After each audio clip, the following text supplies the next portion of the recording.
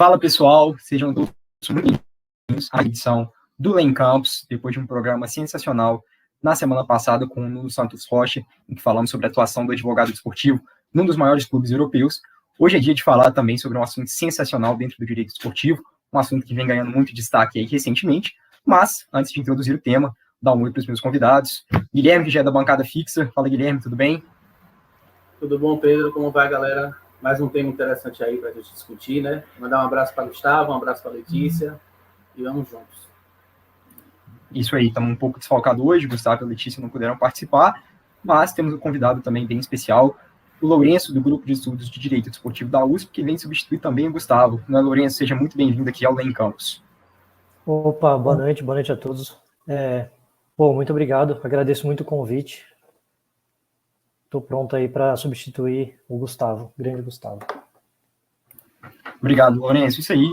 Pessoal, antes da gente apresentar aqui o nosso convidado de hoje, eu queria falar para todo mundo que o Lane Campus é um projeto acadêmico que se propõe a ser um canal de diálogo com toda a comunidade acadêmica do Brasil que gosta de direito esportivo, que é um amante da área. Então, se você tem interesse em participar com a gente, trocar uma ideia com a gente, manda um e-mail para lanecampus@gmail.com ou pode chamar a gente em qualquer das nossas redes sociais também, que vai ser um enorme prazer gravar um programa com qualquer um de vocês.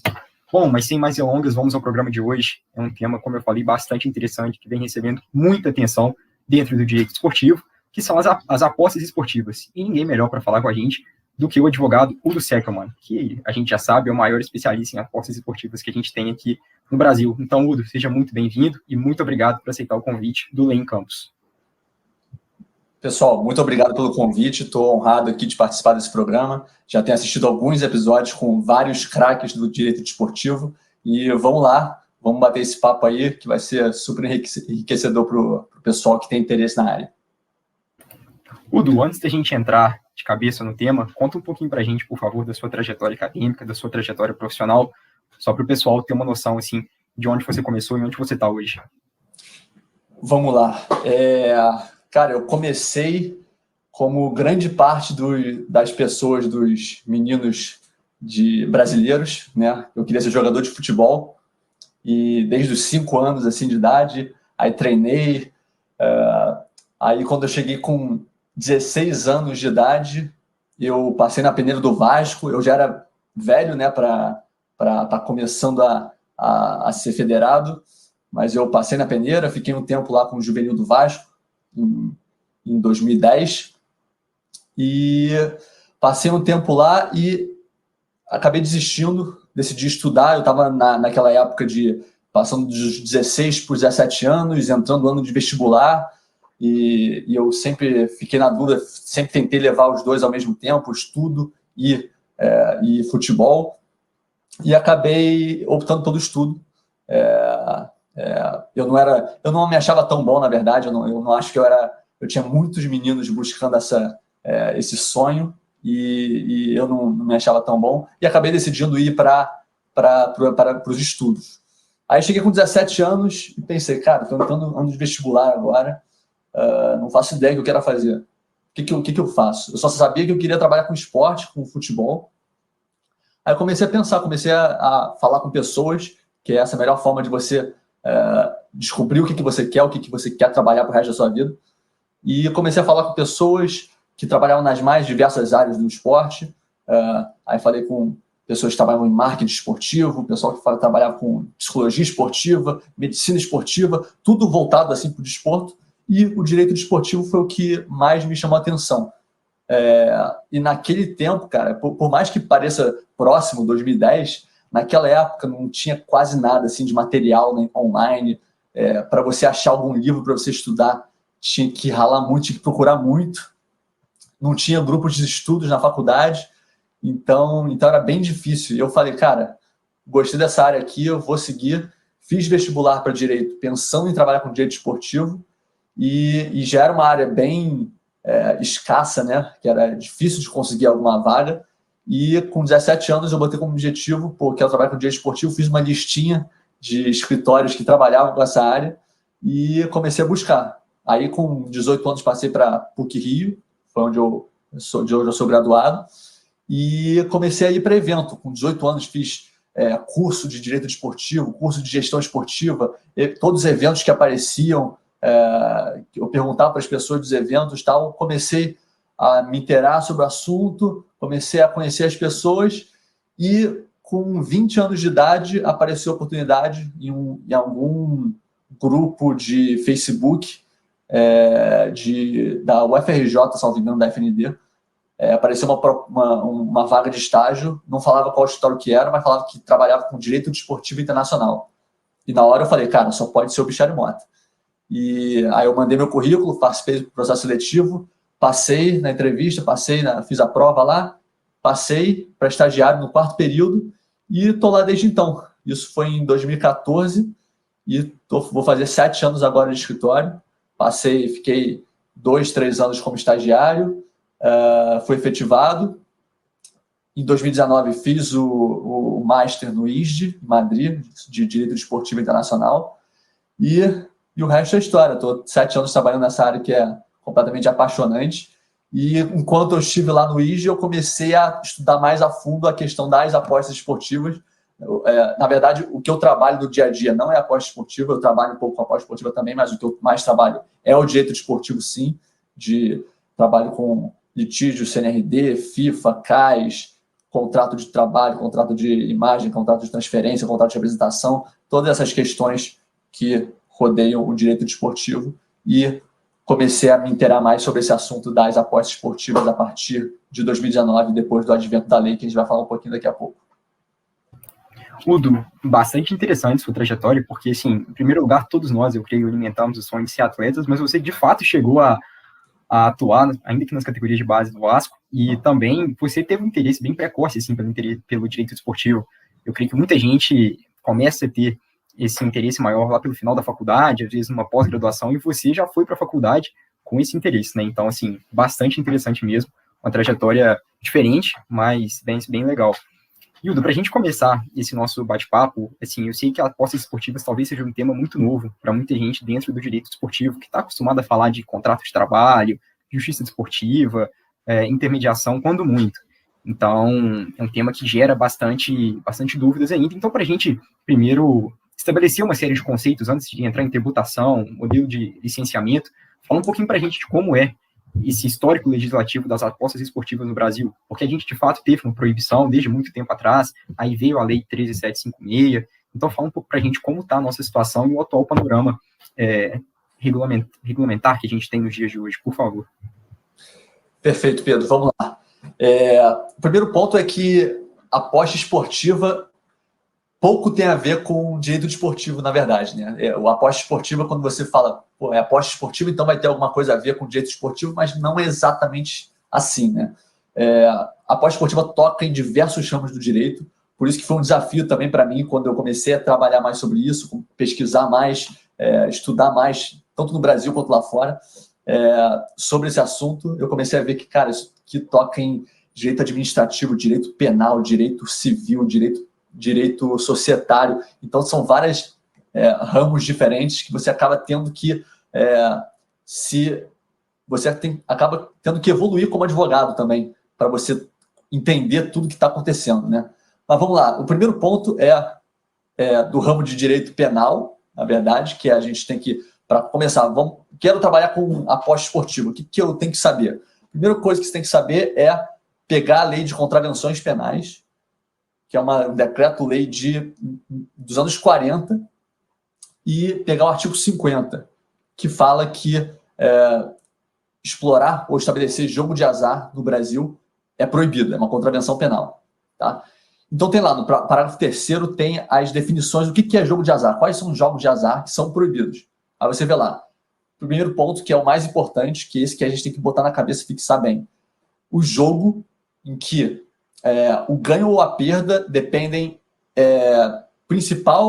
exclusivamente ou preponderantemente da sorte. Tá? Esse é o primeiro ponto.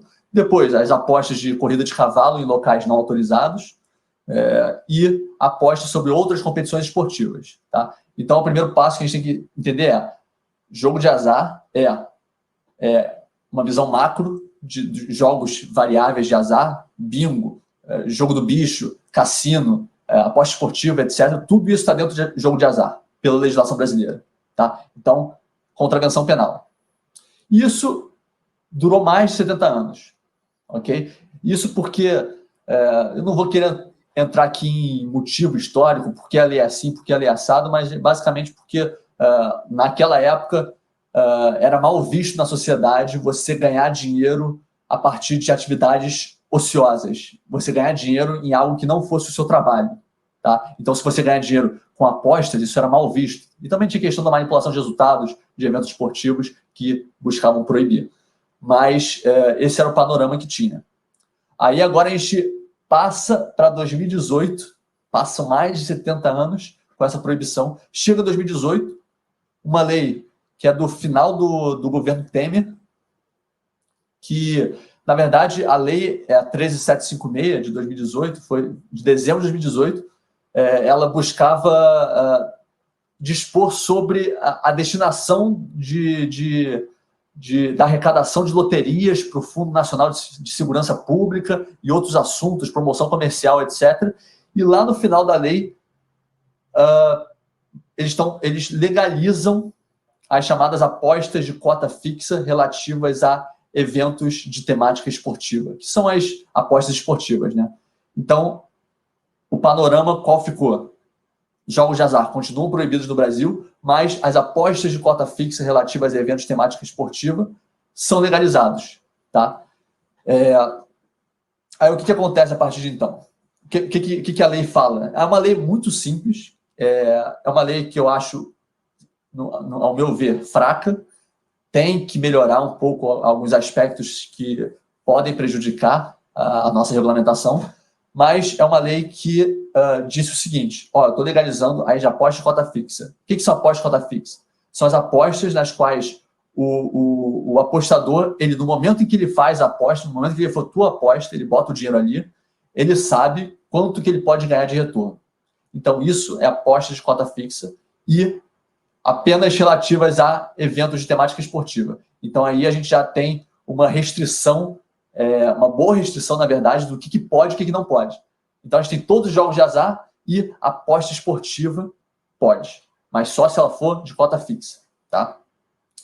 Que pode ser explorada em ambiente concorrencial. Então, basicamente, o Brasil, que historicamente só permitia a exploração de loterias e jogos de azar pela Caixa Econômica Federal, pelo setor público, está abrindo as portas a partir dessa lei para que a iniciativa privada explore essa atividade.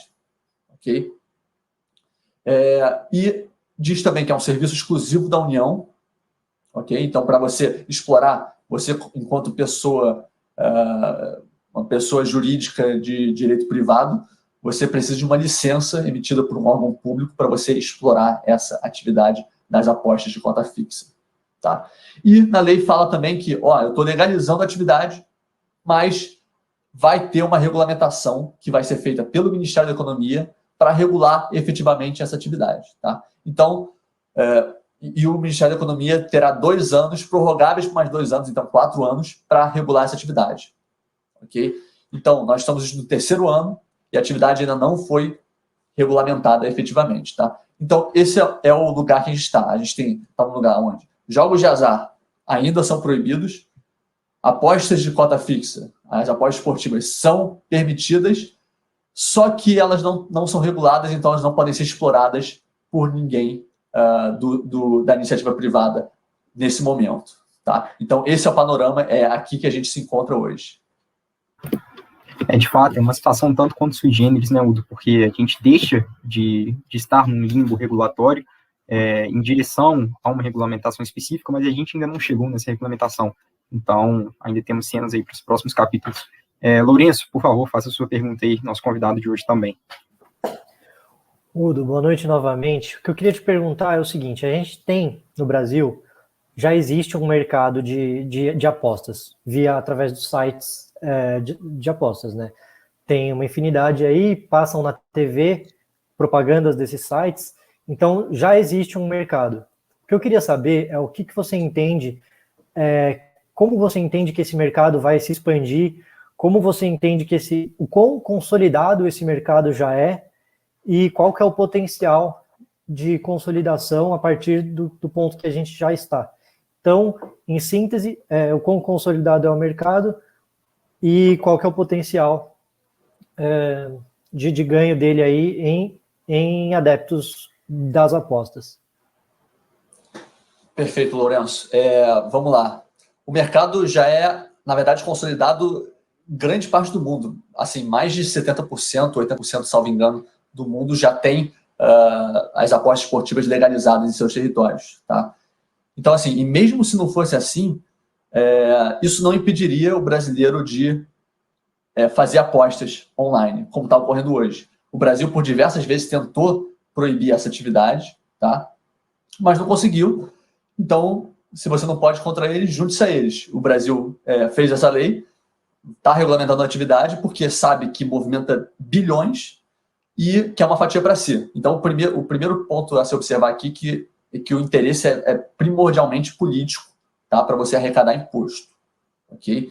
Então, dito isso, é um mercado mundialmente já consolidado, que no Brasil ainda, apesar de grande parte dos brasileiros apostarem, o Brasil tem potencial para ser top 3 mercados de aposta esportiva do mundo, porque o brasileiro já tem mais ou menos na sua cultura de apostar em eventos esportivos e tal, e o brasileiro é aficionado por futebol, por outros esportes também, então tem uma veia de apostador já. E o Brasil já movimenta muito dinheiro, eu não gosto de falar estatística nisso, porque não tem uma fiscalização efetiva, porque a gente não tem um mercado muito regulado, mas movimenta bilhões. Teve uma pesquisa da FGV, há uns 4 anos atrás, que diz que havia movimentação em aposta esportiva no Brasil de 4 bilhões, mais ou menos, mas pode ser maior, enfim.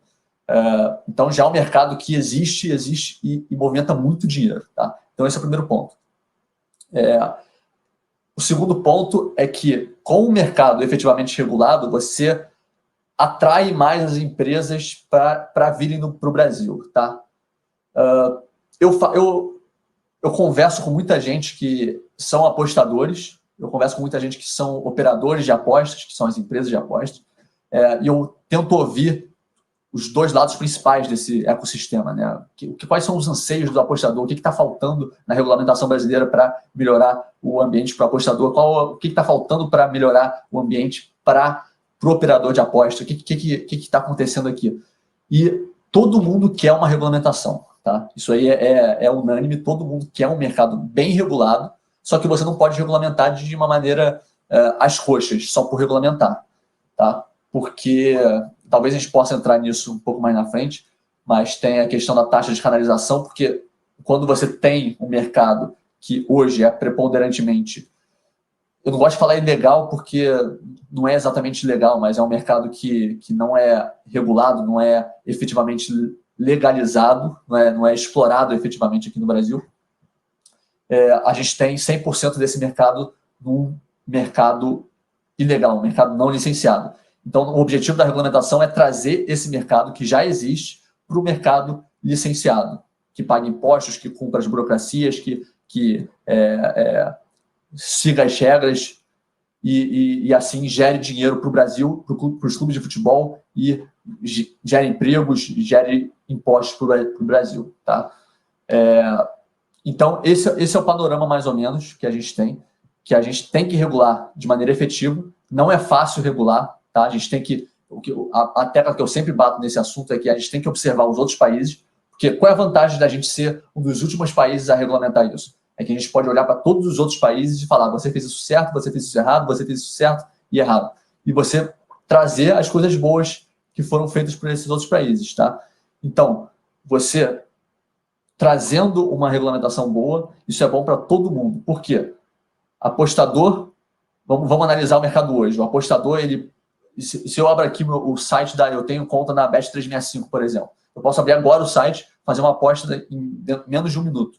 Botar meu dinheiro ali, tenho um valor depositado, fazer uma aposta e pronto, esse valor foi para lá. Se eu acertar a aposta e ganhar 5 vezes o valor, por exemplo, que eu apostei, e a Bet365 não me pagar, como que eu vou buscar esse dinheiro? Eu não vou, eu vou ter que ir para o país onde a Bet365 tem sede, eu tenho que ver no site dela onde que ela tem uma licença para eu ir para o país e tentar buscar esse valor nesse país, contratar um advogado lá, etc. E isso é muito complicado para a grande maioria das pessoas. Então, basicamente, o sistema vem para regular certas incertezas do mercado, certas inseguranças do mercado, para que as empresas sintam-se à vontade para vir para o Brasil explorar efetivamente, e não por meio de sites sediados no exterior, com um domínio.com do exterior, para que brasileiros, se por acaso o governo bloquear esse site, tem que entrar por VPN, etc., sempre tem que dar um jeitinho para você conseguir apostar. A regulamentação vem para acabar com isso e trazer um mercado seguro para todos, onde todo mundo ganha, governo, apostador e operador. Perfeito. Guilherme, por favor, a pergunta. Valeu, Pedro. Udo, você já deixou bem claro que tudo passa pela regulamentação, né, das apostas. E, assim, eu quero te fazer uma pergunta já voltada para os clubes, né? Assim, perguntar de que maneira os clubes vão poder se aproveitar das apostas esportivas. Né? Por exemplo, até ele pode ceder a imagem para uma casa de aposta, ele pode, de repente, ceder um atleta para fazer propaganda, ele vai ter um percentual de ganho das apostas em cima do clube dele, esses valores. É um ponto interessante, Guilherme, porque muita gente, eu sigo, na verdade, muitos sites de notícias de apostas, tá? E várias vezes eu me deparo com notícias falando: Brasil, os clubes estão deixando de arrecadar 400 milhões de reais com empresas de apostas, não sei o quê. O Brasil está deixando de arrecadar 1 bilhão em impostos, e etc, etc. Só que essas notícias, elas tendem a ser não muito precisas em certos aspectos. Eles analisam de maneira muito superficial, tá? Então, assim, qual que é a ordem dos fatores? Primeiro, a gente tem que ter uma regulamentação boa. Aí essas empresas vão vir para o Brasil. Aí essas empresas arrecadando dinheiro com o brasileiro, se tiver um lucro bom, ela vai investir no futebol brasileiro, tá? Então, basicamente, essa é a ordem dos fatores. Se a gente está vendo empresas investindo nos clubes hoje, é porque normalmente já são empresas com algum capital para investir. Já são consolidadas lá fora, que já tem um capital para investir no Brasil, porque sabe que o Brasil é um bom mercado para investir. Então, o que acontece? Depois de 2018, tem uma onda de patrocínios de aposta esportiva nos clubes. A gente começou a ver aí que grande parte dos clubes da Série A já tem um patrocínio na camisa ou master de empresas de apostas. Só que, primeiro ponto, o Brasil, os clubes brasileiros ainda não se deram conta do potencial dessas possíveis parcerias, tá? E por que eu digo isso? O mercado de patrocínio no Brasil é muito... como que eu vou dizer? Os clubes, eles querem dinheiro na mão agora, tá? Eles não enxergaram ainda o potencial que isso pode trazer para ambas as partes. Então, você é uma empresa de aposta, você quer estampar minha camisa? Então me paga um valor aqui, fixo, ou em parcelas, etc.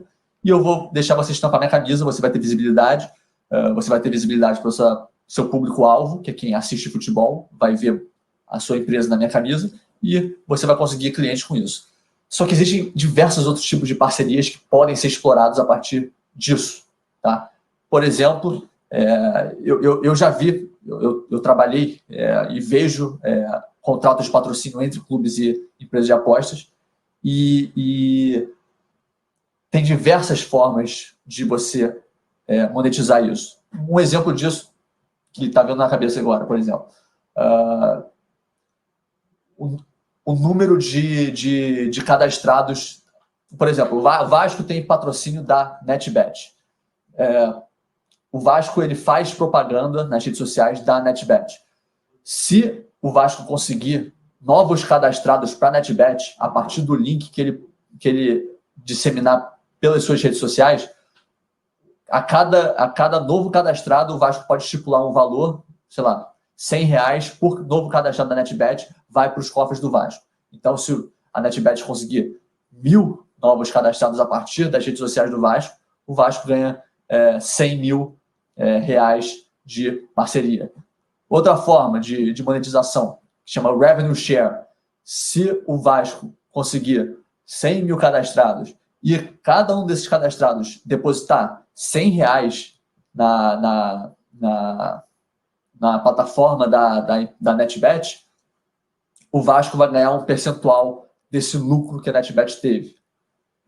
Se a NetBet quiser, por exemplo, abrir uma banca de aposta dentro de São Januário, do estádio do Vasco, para os torcedores no dia do Match Day fazerem suas apostas naquele jogo, naquele dia, por que não o Vasco dividir o lucro daquele dia do Match Day e se tornar mais uma fonte de receita para o clube? Então, assim, são muitas formas de você monetizar que não estão sendo exploradas ainda pelos clubes, que os clubes têm que entender e têm que se dar conta que eles têm nas mãos um potencial de ganho muito maior do que eles estão explorando por enquanto. Então, assim, a gente tem, a partir de 2019, patrocínio. Ok, tem patrocínio na camisa, tem patrocínios pontuais e propaganda em rede social. Tá, mas isso não é só isso. Você pode explorar muito mais. Então, isso tem um potencial absurdo.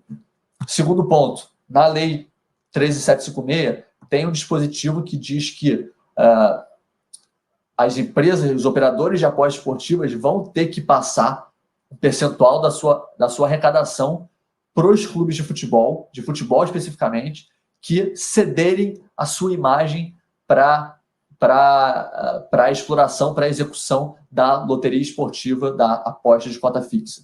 Tá? Esse dispositivo, eu confesso que eu não sou muito a favor de ter esse dispositivo, mas assim, está na lei, então é para ser cumprido. Só que não está muito claro como que vai ser esse repasse, como que vai ser essa parceria existente. Porque, assim, é basicamente um imposto que estão colocando na lei, que o operador de aposta esportiva vai ter que repassar um percentual da sua arrecadação para os clubes de futebol. Mas só se esses clubes de futebol cederem a sua imagem para esses operadores de aposta esportiva. Então, assim, e se um clube de futebol ceder a sua imagem total, símbolos, emblema, denominação, escudo, etc., e o outro só cedeu o seu nome, por exemplo, vai ter que passar o percentual de maneira igualitária entre esses clubes, ou depende da amplitude da sessão? Entendeu? Então tem muitas coisas que, para mim, pelo menos, não estão muito claras de como vão ser na prática, tá? Mas aí está outra forma de arrecadação pelos clubes. Então você já tem parceria, você já tem patrocínio, você já tem banca de apostas dentro dos estádios, você tem, por exemplo, betting rights, tá? Que são basicamente os direitos de transmissão, só que para as plataformas de aposta esportiva, tá? Isso tem gerado uma discussão grande lá fora. No Brasil vai acabar chegando eventualmente, porque o Brasil está cedendo, a CBF, junto com os clubes, estão cedendo os direitos de transmissão internacionais para empresas lá de fora. E não sei se vocês já perceberam que nos blocos de cessão desses direitos de transmissão, o primeiro bloco é de TV aberta, TV fechada, streaming e pay-per-view. E o segundo bloco é para streaming for betting, que é especificamente para empresas de aposta esportiva. E em 2019, quando eu morei um tempo na Inglaterra, eu estava tendo uma discussão lá de que a Bet365 tinha acabado de comprar os direitos de transmissão exclusivos para transmitir algumas partidas da FA Cup, a Copa da Inglaterra. E para você assistir, aquela partida não passaria na TV aberta, só passaria no site da Bet365, e você só conseguiria assistir de duas formas. Se você já fosse cliente da Bet365, tivesse dinheiro dentro da plataforma para você apostar, ou se você fizesse alguma aposta de algo em torno de pelo menos 5 libras, para você apostar naquela partida específica, para liberar o acesso de visualização daquela partida. Então, só se você fizesse alguma dessas duas coisas que você poderia assistir aquela partida. Será que isso seria bom? Seria ruim para o Brasil? Eu não sei. A gente pode debater isso aqui, mas o ponto é que as empresas de apostas esportivas já chegaram no nível em que estão disputando com as grandes emissoras internacionais de transmissão de esporte. E isso mostra o poderio financeiro que essa indústria tem a trazer para o esporte brasileiro. Perfeito, Udo. Isso só mostra como a gente, mais uma vez, em mais algum tema, a gente também está atrás. E, de fato, a regulamentação ela vem para tentar diminuir esse gap que a gente tem com relação a outros países. E tudo depende de uma regulamentação muito bem pensada. E isso deriva, certamente, dos modelos de licenciamento, não é? Essa, inclusive, é a pergunta do Lourenço. Lourenço, pode perguntar agora, por favor. Bom, Udo, outra coisa que eu queria saber, então, é sobre esse sistema de licenciamento que possivelmente vai acontecer no Brasil. As empresas que pleiteiam, que estão no pleito aí para atuar no Brasil, com essa nova regulamentação, como que isso vai acontecer? Vai ser um sistema de concessão? Vai ser um sistema de autorização? Como vai ser esse trâmite? E o quão arbitrário, aí entrando um pouco mais no texto da lei proposta, o quão arbitrário é esse limite para as empresas atuarem? E se existe, essa questão da limitação, quais são esses limites e se eles são pertinentes ou se eles são arbitrários? Perfeito, Lourenço. Essa é a pergunta de $1 milhão, na verdade, né? Que todo mundo está querendo saber, na verdade. O que a gente vai ter em termos de licenciamento? Como que a gente vai conseguir uma licença? Vai ser através de autorização? Vai ser através de concessão? A SECAP, que é a Secretaria do Ministério da Economia, que está fazendo o decreto, já soltou 2 minutas, tá? Para ver como que o mercado reagiria nessa minuta de decreto. Primeira minuta saiu em setembro de 2019 e a segunda minuta saiu em fevereiro de 2020, tá? Na minuta de setembro de 2019, a SECAP estabeleceu que seria um regime de autorização, tá? Aí agora a gente está entrando mais na esfera do direito administrativo. Então, através das autorizações, isso era algo que agrada o mercado, porque para você conseguir uma autorização, basta você cumprir os requisitos. Você tem que cumprir isso aqui, dispor de uma reserva financeira, trazer a sua sede para o Brasil, criar um CNPJ, enfim, cumprir todos os requisitos e você consegue a autorização para você atuar e explorar a atividade de apostas de cota fixa no Brasil, tá?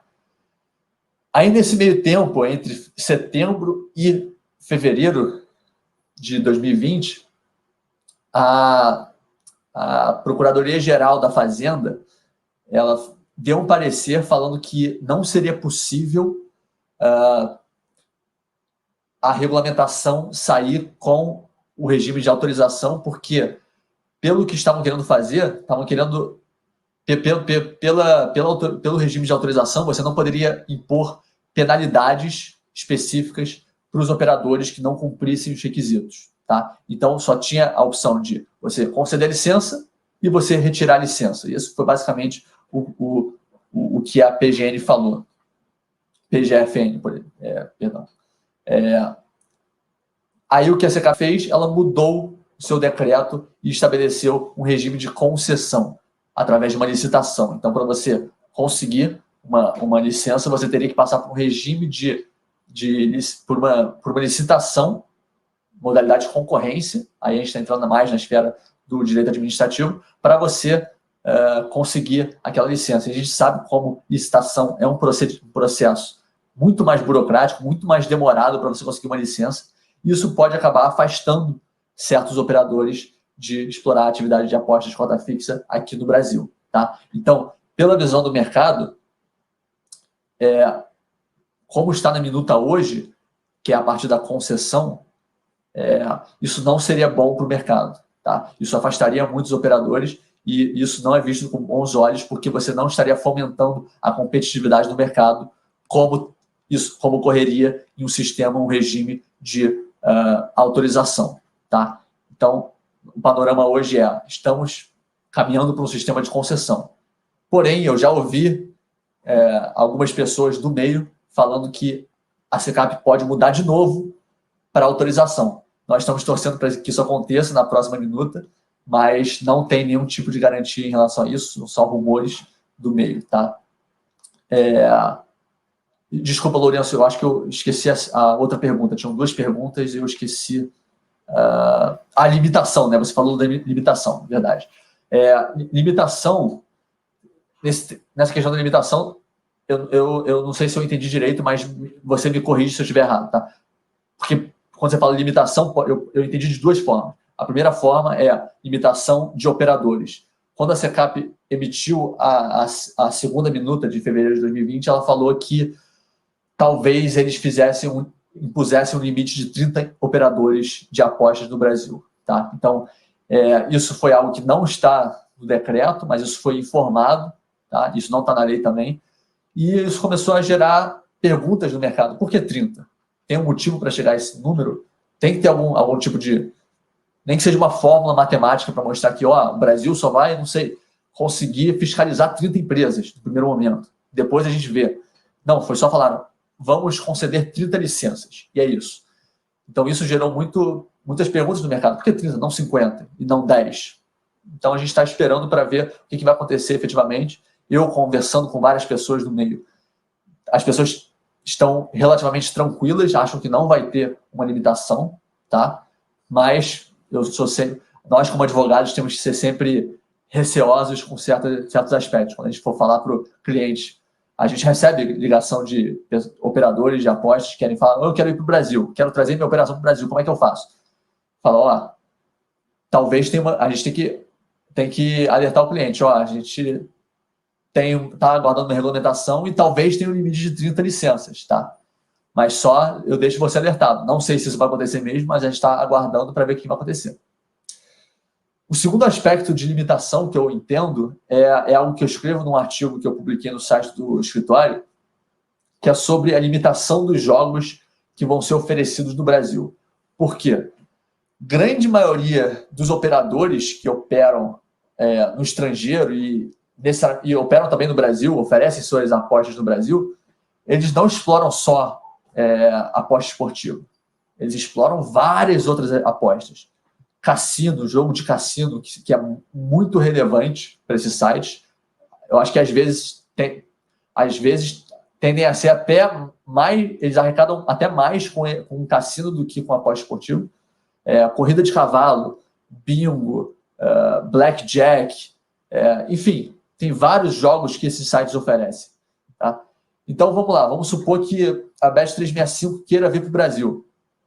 Ela vem para o Brasil, cumpre todos os requisitos da lei, cumpre a regulamentação, passa pelo processo licitatório, paga as taxas todas, consegue uma licença depois de 6 meses. Estabelece no Brasil. Beleza. Ela vai ter que, necessariamente, de maneira voluntária, diminuir o leque de produtos que ela vai oferecer para os apostadores brasileiros? Como é que isso vai acontecer exatamente? Porque no Brasil só pode aposta de cota fixa. Todas as outras modalidades de jogo de azar não podem a princípio. Então, o que vai acontecer aí? A Bet365 só no Brasil vai oferecer só aposta esportiva, enquanto nos outros países vai oferecer tudo? Como que isso vai acontecer?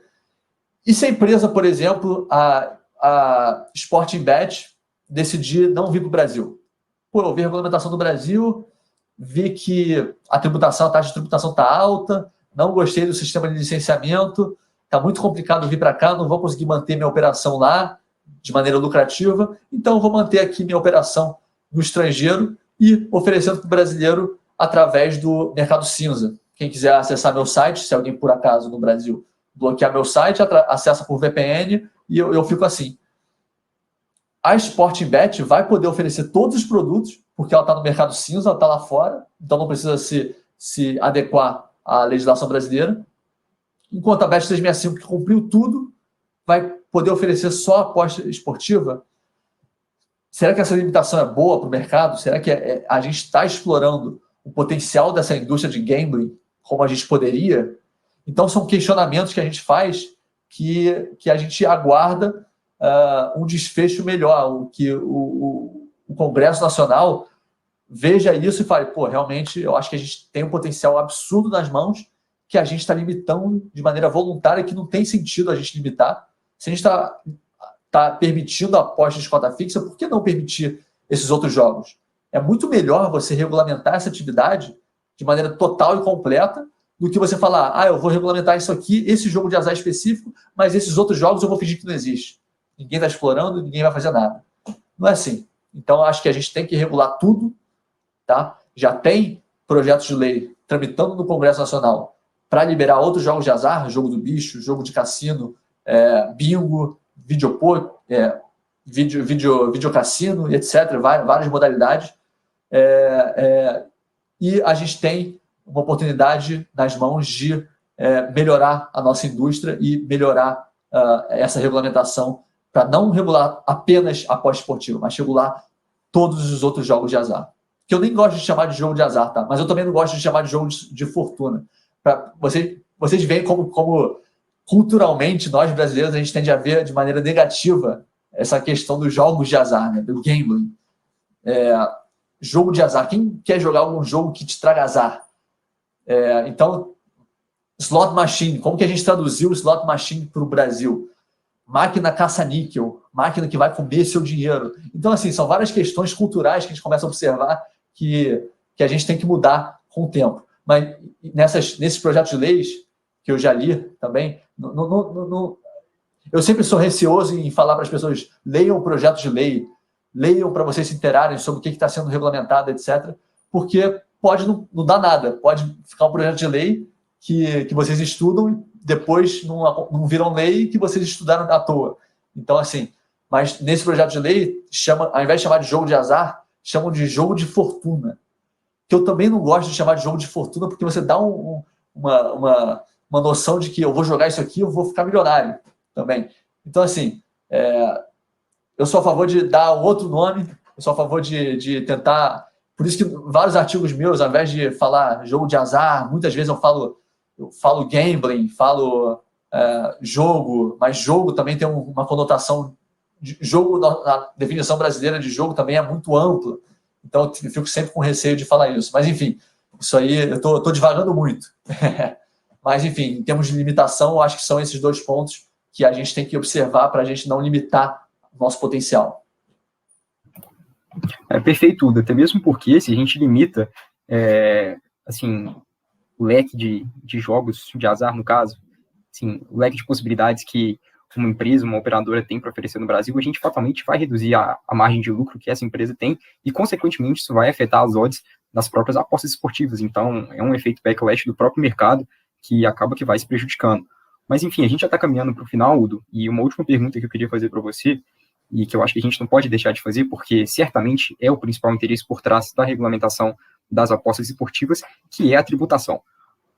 A gente não pode ser ingênuo de negar que boa parte dessa maior aceitação que o poder público vem tendo com relação às apostas esportivas é para fim de arrecadação tributária. E nesse sentido, se possível, eu queria que você falasse para a gente um pouquinho de como em tese, na verdade, como é hoje e de como pode ser essa tributação no futuro. Eu sei que esse é um tema muito profundo e que às vezes suscita muitos debates, mas só de uma perspectiva bem superficial, assim, porque a gente tem tributação sobre as operadoras, a gente tem a tributação sobre os próprios apostadores, que podem também se fazer de diferentes formas. Então, se possível, fala um pouquinho para a gente, por favor, como isso pode se dar.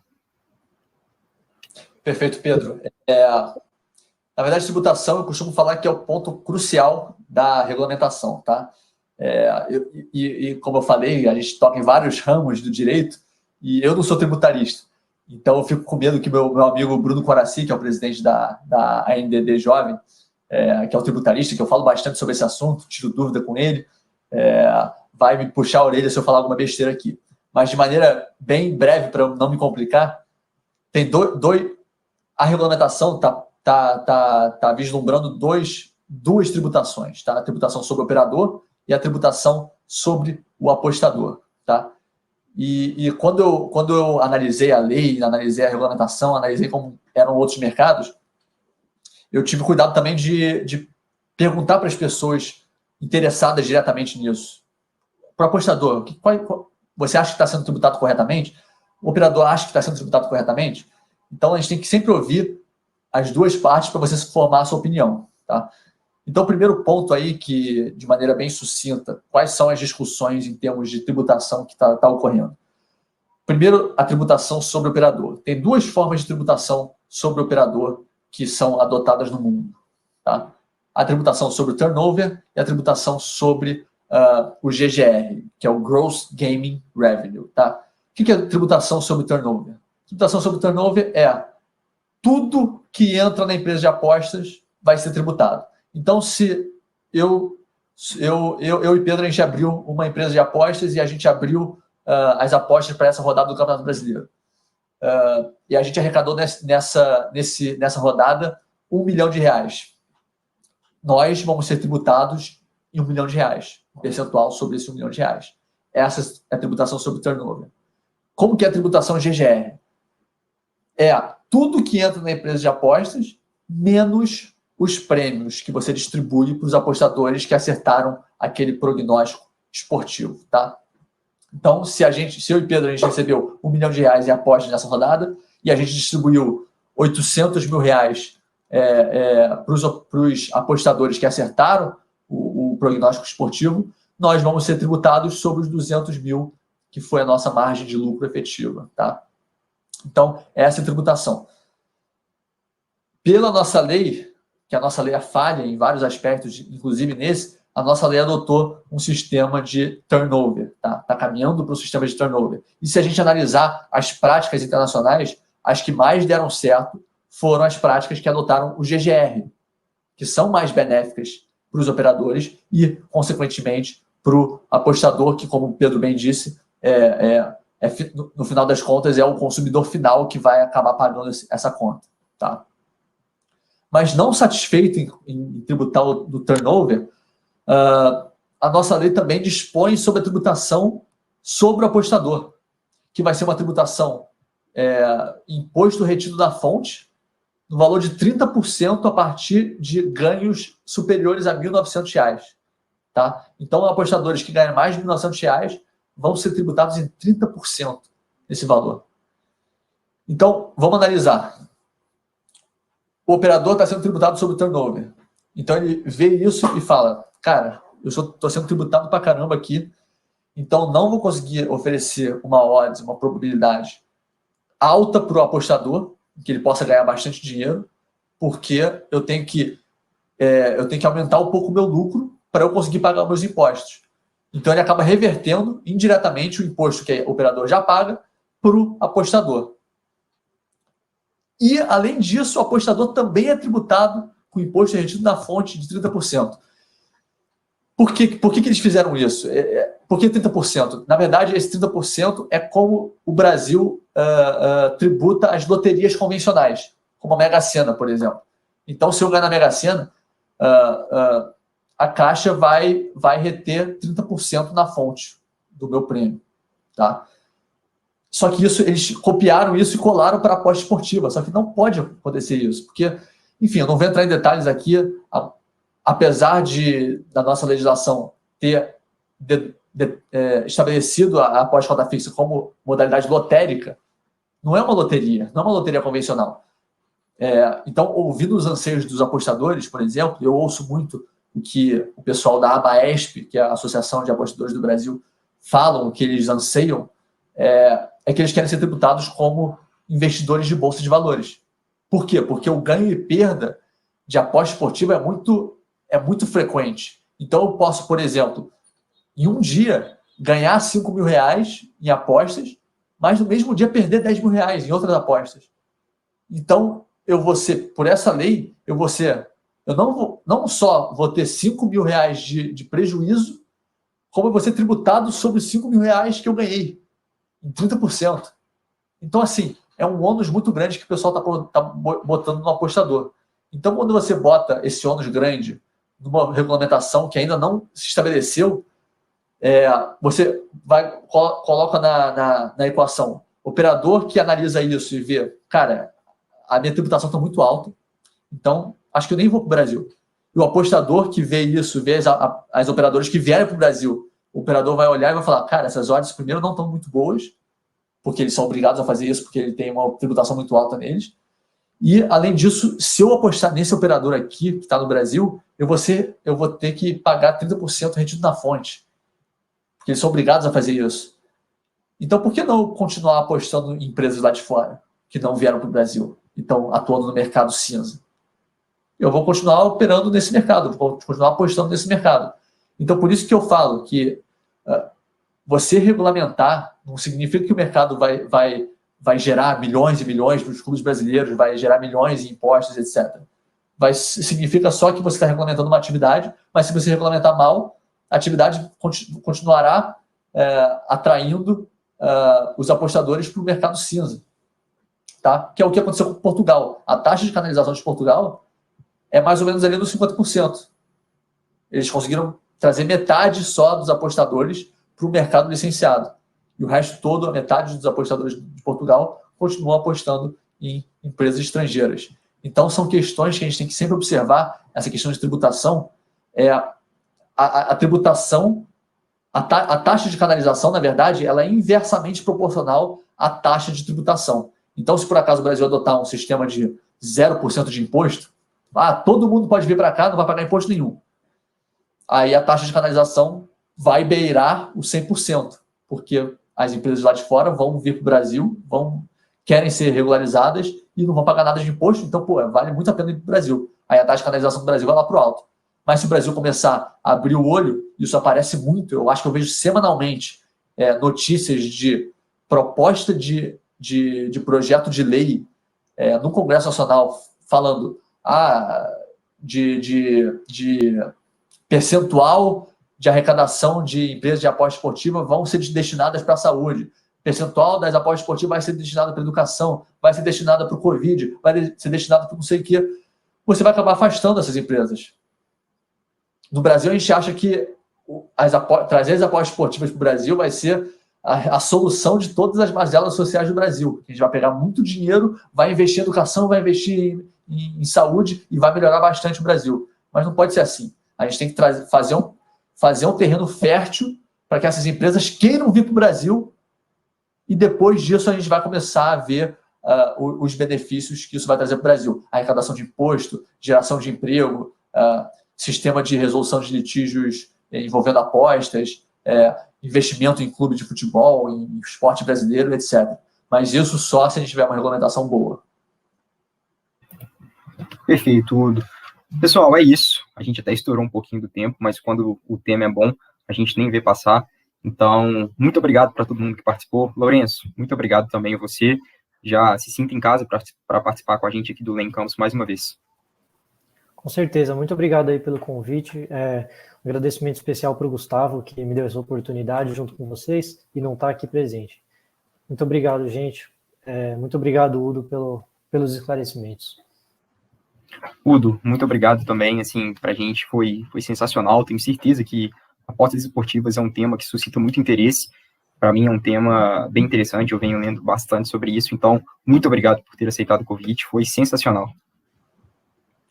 Obrigado a vocês, Pedro. É uma honra aqui estar com vocês. Eu sempre gosto de falar nesses eventos, principalmente com estudantes de direito desportivo, porque é algo que eu senti muita falta no meu começo de carreira, que não tinha um grupo de estudo, não tinha muito material, e vocês aqui fazendo esses projetos do Len Campus e outros projetos, escrevendo artigo, escrevendo revistas semestrais, enfim, eu acho que isso é extremamente benéfico para todo o mercado e isso tem só a acrescentar a todo mundo que milita no ramo do direito esportivo.